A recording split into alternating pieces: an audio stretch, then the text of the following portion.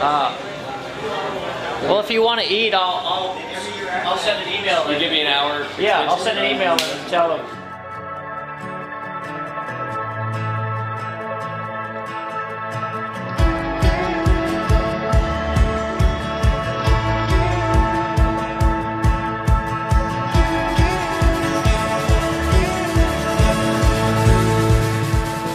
Isn't it fascinating that the people with, what I have seen, is the people with a lot of times the best stories, the ones that can really inspire the most people, are the ones who are out there homeless on the streets. I mean, doing, you know, in situations to where they don't really think that they have anything to live for. Yeah. You know what I'm saying? That blows my mind, man. Can't believe it. I experience that every time I go into jails or treatment centers or institutions or something like that and talk to people, man. And I think that what people don't realize is that, you know, is that everybody's got a story. There's like billions of different stories, man, out there. It's what makes good movies. People love it.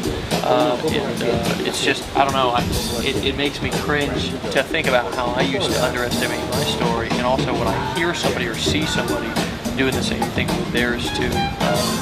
In the last 24 hours, I've probably heard, you know, 10 people who have come up who have told me their story and then told me that they didn't have a story. Yeah. Like, wait, what were you just talking about?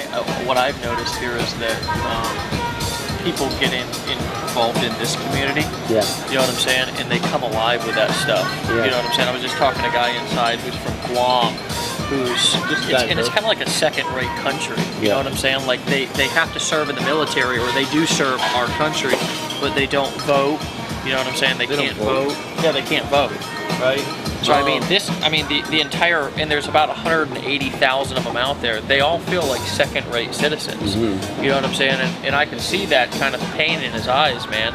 And I just talked to him for like 5 minutes and just told him, man, that what he just told me was exactly what was not only going to what he could use as fuel, right? But also how he could fuel his people. You know, and people right there in the same situation. I could see the pain in his eyes. Yeah. You know what I'm saying? I mean, I could see that he had been struggling with that. And I would assume the entire culture struggling with the same thing for years, decades, man. You know what I'm saying? And I was just, you know, and as he was talking, you would just hear the different things that were coming out of his mouth. You know, because I was identifying things with him and talking about my story, about how, you know, being afraid, honestly, to be judged when I was just talking or thinking about coming out and talking about how I was addicted to drugs and being an alcoholic. Man, you know, I don't care who you are, you go through some initial fear when you start thinking about actually getting real with the world. But I believe that that's what separates the good men from the great men and the good women from the great women, is that you kind of step out on that faith and you step out on that courage to realize that there's going to be some ridicule, there's going to be some judgment, but you know what? Nobody does anything great in this world without being judged and without being ridiculed at first. You know what I'm saying? All of the great people, Martin Luther King Jr., that's a prime example, right? I mean, all of the great people who have done impactful things in this world were always judged and always ridiculed when they first did it.